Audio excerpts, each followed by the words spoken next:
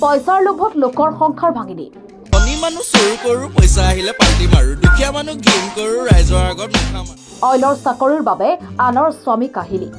গোলাম মামা পাইছিলে কি ৰাইজৰ অলপ পইচা মাৰ পইচা আহক ততে দম দিম আনৰ সংসাৰ ধ্বংস কৰি সুখত থাকিব নোৱাৰা ল'ৰাৰ অভাৱ আছিল নেকি বিয়া পতা পুৰুষৰ পিছত পৰিলি যে যুৱতীৰ কমেণ্ট বক্সত গালিৰ বৰষুণ আকৌ ট্ৰলৰ সন্মুখীন প্ৰিয়া বৰুৱা পইচা গেটটিত ৰীল বনাইছিল যুৱতীগৰাকীয়ে ৰীল আপলোড দিয়াৰ পিছতেই কমেণ্ট বক্সত গালিৰ বৰষুণ অশ্লীল গালি গালাজেৰে ভৰি পৰিছে যুৱতীগৰাকীৰ কমেণ্ট বক্স অইলত চাকৰি কৰা বিবাহিত পুৰুষৰ সৈতে প্ৰেমৰ সম্পৰ্ক গঢ়ি ভাইৰেল হৈছিল এইগৰাকী যুৱতী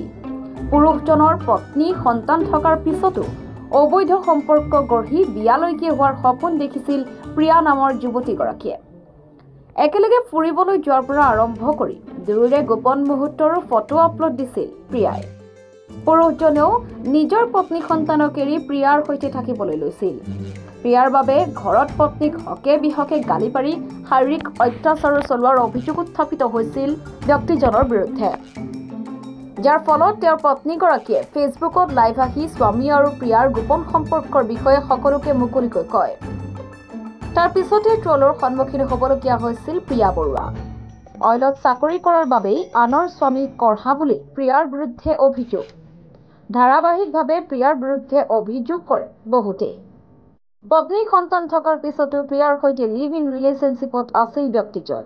প্ৰিয়াৰ সৈতে গোপনে বিবাহ পাশত আবদ্ধ হোৱা এখন ফটো ভাইৰেল হৈ পৰিছিল দুয়োৰে